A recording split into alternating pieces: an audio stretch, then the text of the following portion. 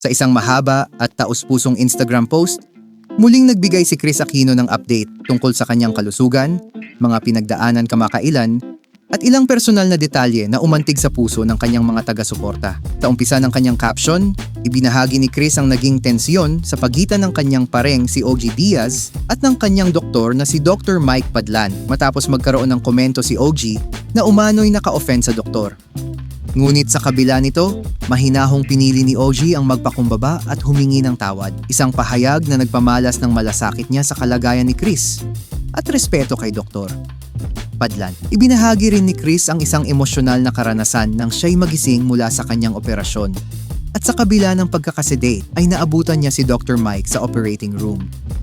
Ngunit sa kasamaang palad, sinabi ni Chris na nagpasya si Dr. Mike na hindi na magpatuloy bilang bahagi ng kanyang lead medical team, isang desisyong masakit pero kanyang tinanggap dahil nauunawaan niya ang pagkakaiba ng kanilang mga mundo. Dagdag pa niya, kasalukuyang lumalaki ang kanyang medical team dahil ang kanyang autoimmune conditions ay umabot na sa siyam at 5 sa mga ito ay maaaring magdulot ng kanyang kamatayan.